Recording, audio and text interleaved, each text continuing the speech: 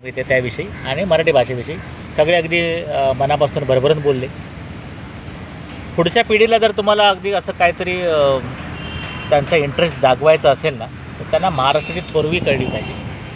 आणि महाराष्ट्र हा ह्या 50, 60, 100, 300, 500 वर्षात घडलेला नाही आहे. महाराष्ट्राची जडणघडण जर बघितलं ना, तर जेव्हा ज्वालामुखीचा उद्रेक होऊन जेव्हा सह्याद्री पर्वताची जेव्हा निर्मिती झाली, तिथून सुरुवात केली पाहिजे. तेवढं मागे मी जाणार नाही.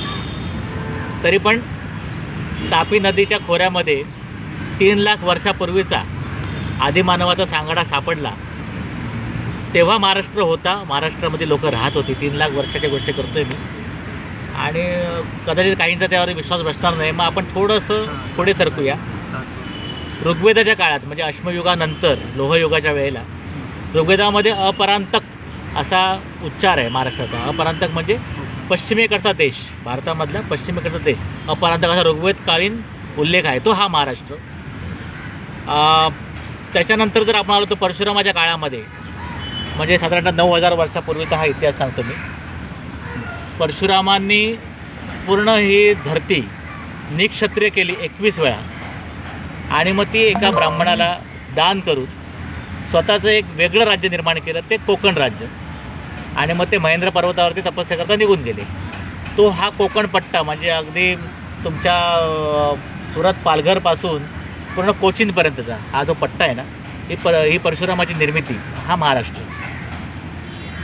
आणि ते जे महेंद्र पर्वतावरती गेले ना, तो आजचा महेंद्रगिरी. तुम्ही आज जर चिपळूणला परशुराम लोटेजवळ गेलात तर तिथला तो 1000 फूट उंचीचा जो एक छोटासा पर्वत आहे, ज्याच्यावरती परशुराम लोटेचं मंदिर आहे, त्याला महेंद्रगिरी पर्वतच म्हणतात. सुंदर आहे ना, त्याला महेंद्रगिरी पर्वत म्हणतात.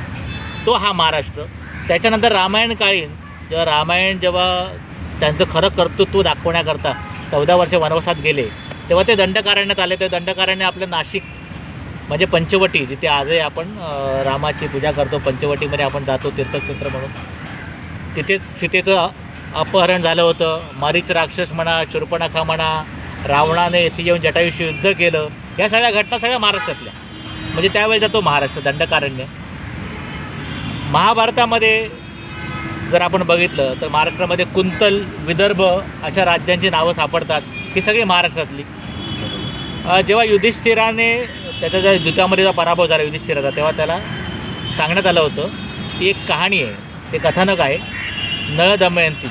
नळ राजा आणि दमयंती. दमयंती ही विदर्भ राजाची कन्या. विदर्भ राज्य कुठे आहे? महाराष्ट्रात. नळदुर्ग किल्ला, हा नळाचा किल्ला, हा कुठे आहे? नळदुर्ग, उस्मानाबाद. म्हणजे तो आपला महाराष्ट्र.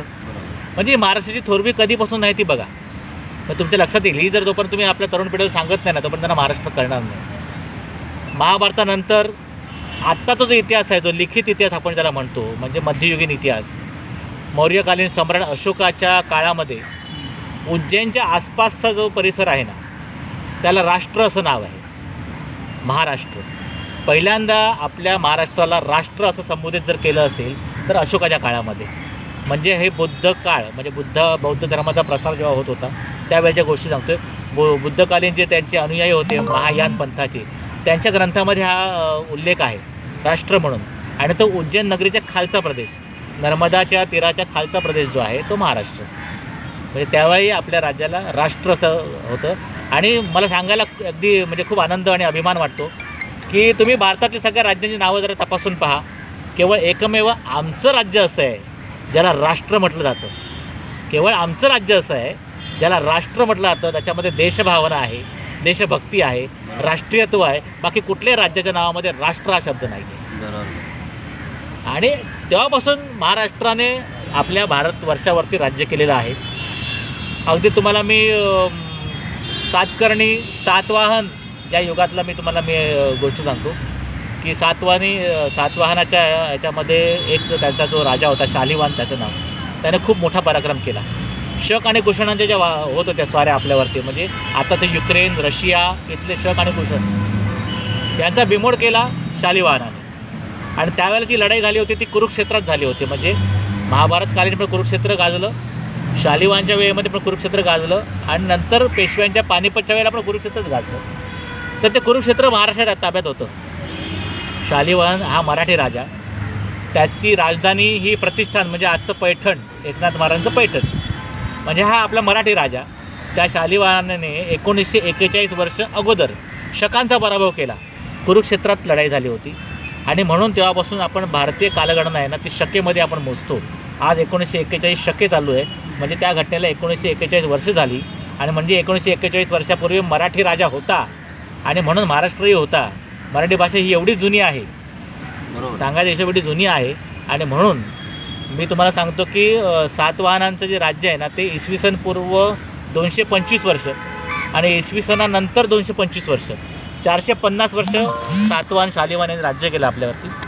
आणि हे मराठी राजा, भारतात सर्वात मोठं राज्य ह्यांचं.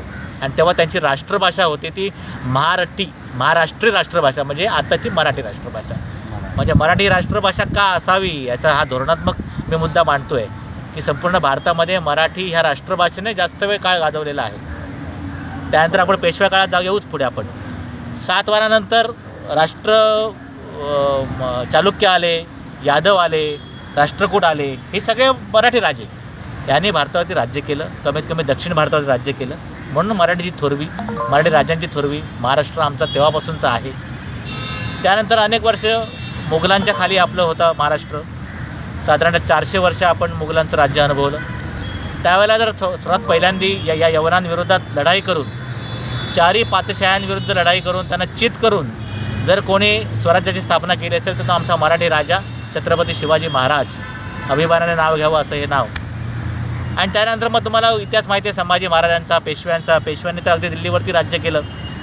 पेशव्यांच्या भावाने राघोबा दादांनी अटकेपार झेंडे फडकवले. अटक कुठे आलं? आताच्या पाकिस्तानच्या पलीकडे, पेशावरच्या पलीकडे अफगाणिस्तानची बॉर्डर म्हणजे हिंदुकुश पर्वतावरती, तिथे आपला भगवा झेंडा लागलेला आहे मराठ्यांचा. ओरिसाला कटकपर्यंत राज्य होतं मराठ्यांचं. म्हणजे अख्खा भारत मराठी अधिपत्याखाली होता.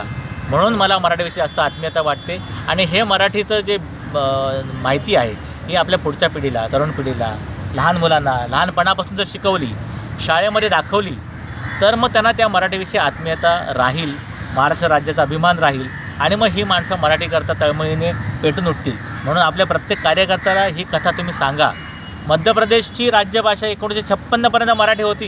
किती लोकांना माहिती आहे? 1956 म्हणजे आत्ता स्वातंत्र्यानंतर 1956पर्यंत मध्य प्रदेशची राज्यभाषा ही मराठी होती. आपण झोपलो आहे, निद्रिस्त आहोत, आपण मागणी नाही केली म्हणून मग हिंदी झाली. मध्य प्रदेशची भाषा हिंदी कधीच नाही.